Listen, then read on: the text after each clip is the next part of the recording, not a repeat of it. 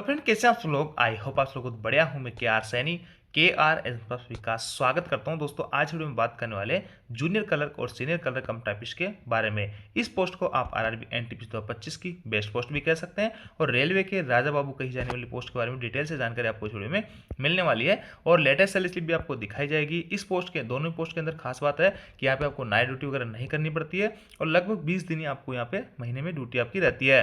Group D से senior clerk कैसे बन सकते हैं उसके रिगार्डिंग इस वीडियो में बात करने वाले हैं। जिस भाई की पे स्लिप आपको दिखाने वाला हूँ वो भाई पहले ग्रुप डी के अंदर ही थे, बाद में प्रमोशन लेके वो जो है सीनियर क्लर्क यहाँ पे बने हैं।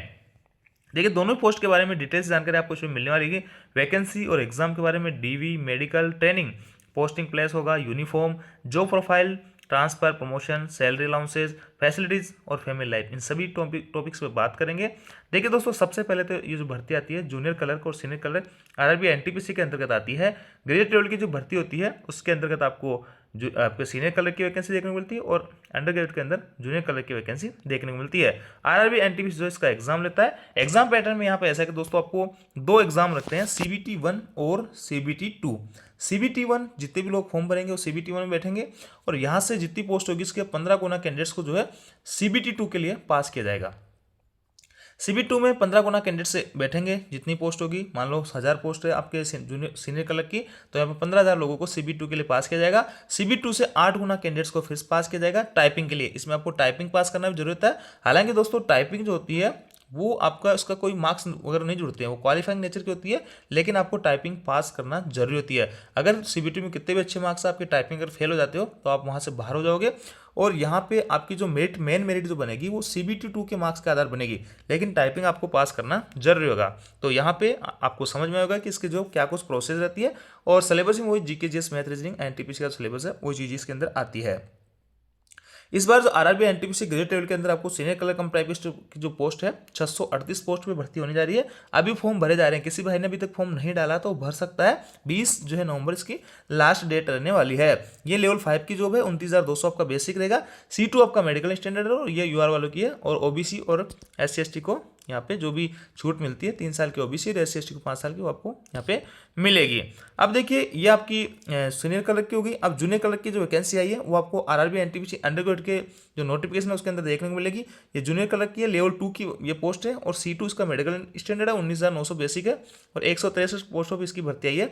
18-30 इसमें आपको यूआर वालों की एज रहेगी। ओबीसी ST को 3 और 5 साल की नियमानुसार छूट यहाँ पे रहने वाली है। देखिए मेडिकल स्टैंडर्ड के अंदर देखते हैं C2 इनका मेडिकल स्टैंडर्ड है। इसके अंदर डिस्टेंट विजन 6/12 नील, यानी अगर किसी भाई को एक आंख से बिल्कुल नहीं दिखता और दूसरे आंख से 6/12 की है, विद और विदाउट ग्लासेस, जो भाई चश्मा वगैरह लगाते हैं आंखें बिल्कुल खराब है वो भी इसका फॉर्म भर सकते हैं। इसका जो मेडिकल स्टैंडर्ड होता है बहुत ही लो लेवल का होता है, बहुत ही ईजी गोइंग इसका मेडिकल होता है। यहाँ पे किसी कलर विजन है और भी किसी भी टाइप की कोई बीमारी आंखों वगैरह में वो सब इसमें पास माने जाते हैं। इसमें मेडिकल बहुत ही ईजी गोइंग होता है, तो इसलिए जिन भाइयों की आंखें वगैरह कमजोर है, कलर विजन वगैरह है, वो इसका इस पोस्ट को प्रेफरेंस में डाल सकते हैं। देखिए यहाँ से आपका फाइनल सिलेक्शन हो जाता है जब सीबीटी 1 सीबीटी 2 पास कर लेते हो और आप टाइपिंग पास कर लेते हो। उसके बाद में आपका डीवी और मेडिकल होता है जो कि बहुत इजी गोइंग होता है मेडिकल। उसके बाद में आपकी जो है ट्रेनिंग करवाई जाती है। ट्रेनिंग जो होती है दोस्तों वो जेडआईटीआई में होती है। आपका जो भी जोनल ट्रेनिंग इंस्टीट्यूट होता है और अलग अलग जोन का अलग अलग ट्रेनिंग सेंटर यहाँ पे देखने को मिल सकता है, वहाँ पे आप लोगों की ट्रेनिंग रहेगी और ट्रेनिंग के बाद में आपको दी जाती है पोस्टिंग। और पोस्टिंग के मामले में ये पोस्ट काफ़ी बेहतरीन मानी जाती है। पोस्टिंग आप लोगों की मैक्सिमम चांसेज है 99% तक अच्छे शहरों में आपकी पोस्टिंग होती है।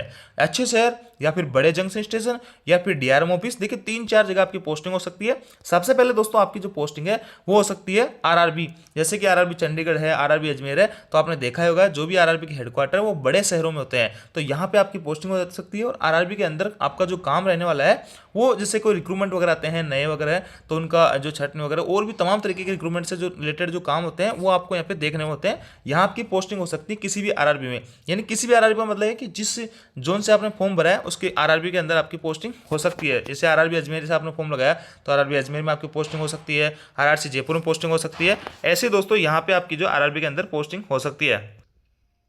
तो आरआरबी में नए जो रिक्रूटमेंट वगैरह होते हैं उससे रिलेटेड आपको काम करना होता है, बड़े शहरों में इनकी पोस्टिंग रहती है। आगे दोस्तों आपकी बड़े जंक्शन स्टेशन पे एज ए क्लर्क के रूप में भी आपकी पोस्टिंग हो सकती है। क्लर्क जो होता है सीनियर क्लर्क या जूनियर क्लर्क, तो ये एक तरीके से एसएस स्टेशन अधीक्षक होते हैं जो बड़े स्टेशनों पे जहाँ वर्कलोड ज़्यादा रहता है, तो वहाँ पे एसएस के असिस्टेंट के रूप में यहाँ पे ऑफिस सुपरिटेंडेंट जो पोस्ट बोलते हैं वो होता है, और उसकी पोस्ट पे आपको जो पोस्टिंग दी जा सकती है, तो ये भी आपको जयपुर है, अजमेर है, बीकानेर है, बुलेरा, ऐसे बड़े शहरों में आपको पोस्ट देखने को मिलती है। इसके अंदर दोस्तों आपको 6 दिन ड्यूटी करनी पड़ती है और एक दिन आपको रेस्ट मिलता है संडे का।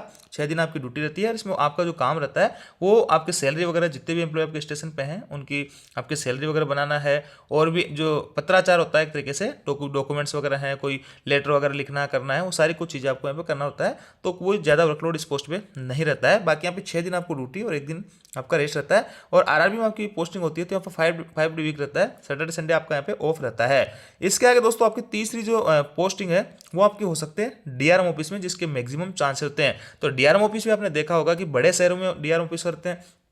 तो ओवरऑल मैं बात करूं तो पोस्टिंग के मामले में और वर्कलोड के मामले में दोनों में ये पोस्ट काफ़ी बेहतरीन मानी जाती है। दिन दिन में आपकी ड्यूटी रहती है, कोई भी नाइट ड्यूटी किसी पोस्ट में आपको देखने को नहीं मिलती है। डीआरएम ऑफिस में भी कई तरीके की जो है डेस्क होती है, वहाँ पे आपको अलग अलग टाइप के काम मिल सकते हैं। जैसे कि दोस्तों अगर डीआरएम ऑफिस में आपकी ड्यूटी लगती है तो वहाँ पे 5 डे वीक रहता है और सप्ताह में 2 दिन सैटरडे संडे आपकी छुट्टी रहती है। तो ऐसे में 8 आपको रेस्ट मिल जाते हैं, चाहे आपकी जो पोस्टिंग आरआरबी में हो, चाहे आपकी प्रोडक्टिविटी में, या फिर आपकी जो है डीआरएम ऑफिस में हो। यहाँ पे आपको 8 रेस्ट वगैरह, 1-2 त्योहार वगैरह की जो छुट्टियां वगैरह आती है, तो ऐसे में लगभग मोटा मोटा मैं बात करूँ तो महीने में 20 दिन ही आपकी यहाँ पे ड्यूटी करनी पड़ती है। हाँ, अगर आपको जो स्टेशन है, बड़े जंक्शन स्टेशन पे आपकी पोस्टिंग है, तो वहाँ पे आपको 4 ही रेस्ट मिलेंगे, वीकली 1 ही रेस्ट मिलता है। बाकी सभी जगह आपको वीकली 2 ऑफ मिलेंगे, सैटरडे और संडे के।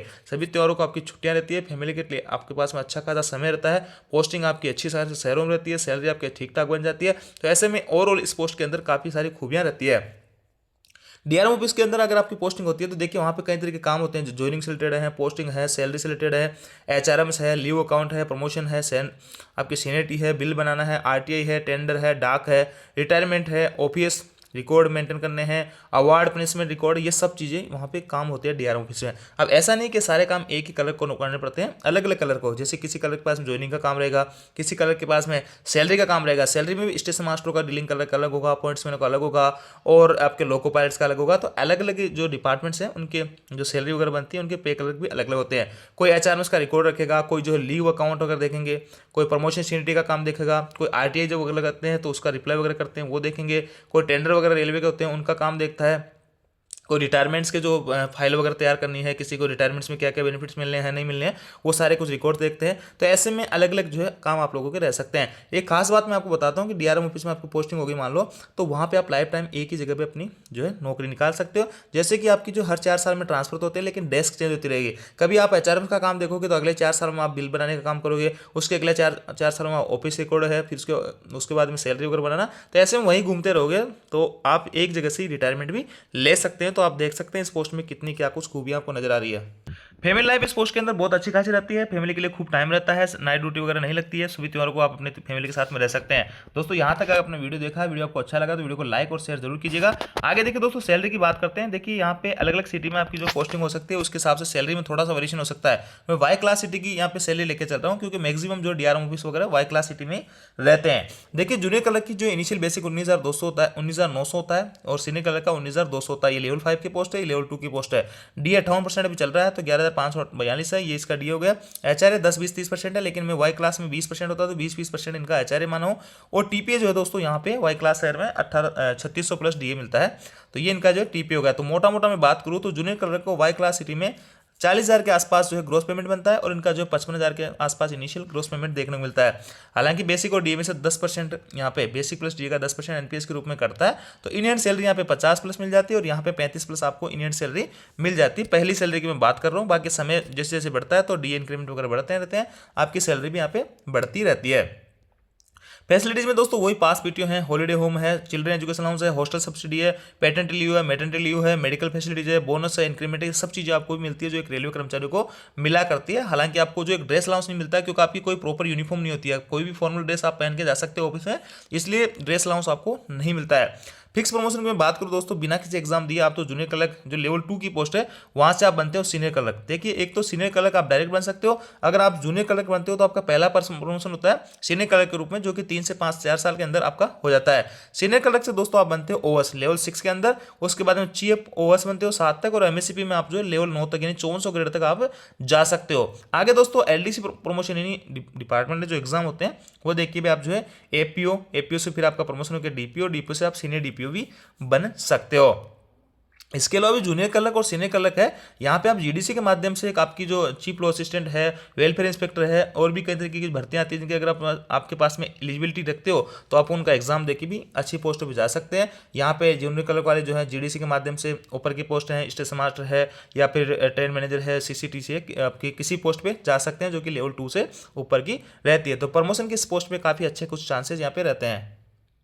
अब देखिए दोस्तों इस पोस्ट में कुछ कमियां भी है, वो देख लेते हैं। अपेक्षाकृत सैलरी कम, यहाँ पे आपको जो है नाइट ड्यूटी वगैरह अलाउंस नहीं मिलता है, एक्स्ट्रा अलाउंस नहीं मिलते हैं, बोनस वगैरह नहीं मिलते हैं, एनएस के दिन छुट्टी रहती है इसलिए एनएस भी आपको नहीं मिलता है, नेशनल अलाउंस। तो ऐसे में आपकी जो दूसरी पोस्ट होती है उनकी तुलना में सैलरी थोड़ी कम मिलती है, सामाजिक प्रतिष्ठा थोड़ी सी कम रहती है क्योंकि सोशल यहाँ पे जो लोगों के बीच में आप नहीं रहते हो, कोई यूनिफॉर्म आपकी नहीं रहती है, जनता के बीच काम करने का मौका आपको नहीं मिलता है क्योंकि आप जो रेलवे एम्प्लॉइज के लिए काम करते हो।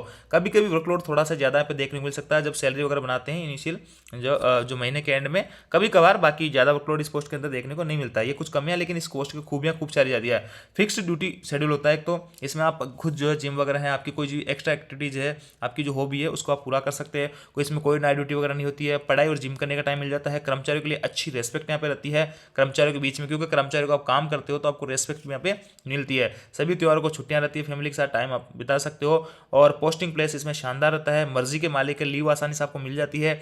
डे आपका 5 डे वीक इन डीआरएम ऑफिस है, और जो आरआरबी है वहाँ पे आपकी पोस्टिंग होती है तो 5 डे वीक रहता है। तो ओवरऑल ये पोस्ट बहुत शानदार मानी जाती है, इस पोस्ट को आप प्रेफरेंस में डाल सकते हैं। अब देखिए दोस्तों स्क्रीन पे आप एक लेटेस्ट पे स्लिप देख पा रहे होंगे जो कि अक्टूबर 2025 की है, और इसमें आप पोस्ट देखेंगे तो सीनियर कलर की है पे स्लिप है। यहाँ पे भाई का जो है लेवल 5 के अंदर है, हालांकि डेट ऑफ ज्वाइनिंग की काफी 2016 की है, लेकिन ये पहले ग्रुप डी में पॉइंट्समैन थे, वहां से इन्होंने जीडीसी का एग्जाम दिया और जीडीसी के माध्यम से भी 3 साल पहले ये जो है सीनियर कलर की पोस्ट पे आए। वहाँ पे 29,200 इनका बेसिक था, 2-3 इंक्रीमेंट इनको मिल गया इसलिए 32,900 इनका बेसिक हो गया। अब दोस्तों 3 साल में इनका प्रमोशन हो गया, और अभी रिसेंटली लिस्ट आई है जिसमें इनको जो ओवरसीनियर लेवल 6 की पोस्ट मिल गई, और अब इनका जो बेसिक है 35,400 हो गया। तो प्रमोशन इसमें अच्छे खासे चांसेस रहते हैं, बड़ी जल्दी जो है प्रमोशन यहाँ पे हो जाते हैं। इनकी जो सैलरी ग्रोस बनी है 67,535 बनी है। इसके अंदर आप देखेंगे क्या क्या चीज़ें इनको मिली है।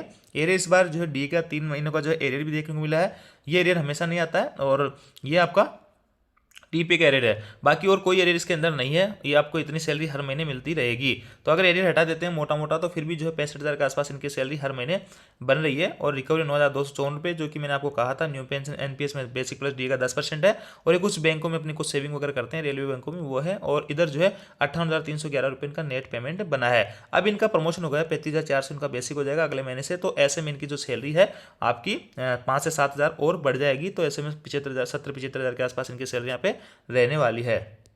अब दोस्तों बात करते हैं दोस्तों ग्रुप डी से सीनियर क्लर्क कैसे बन सकते हैं। तो आपकी यहाँ पे सीनियर क्लर्क और जूनियर क्लर्क की एलडीसी और जीडीसी के माध्यम से भर्तियाँ आती है, जिसका एग्जाम देखिए आप जो है यहाँ पे इस पोस्ट के ऊपर जा सकते हैं। जैसे कि इस भाई की पे स्लिप मैंने आपको दिखाई है, ये पहले पॉइंट्समैन थे, जीडीसी के माध्यम से सीनियर क्लर्क की पोस्ट में इन्होंने सिलेक्शन लिया, और आज आप देख रहे हो प्रमोशन वगैरह इनका हो चुका है। तो ये थी दोस्तों अपडेट। आयोजन जानकारी आपको अच्छी लगी, वीडियो को लाइक दोस्तों के साथ शेयर करें। इस पोस्ट से रिलेटेड कोई भी डाउट आपको है तो आप कमेंट करके पूछ सकते हैं। Thank you.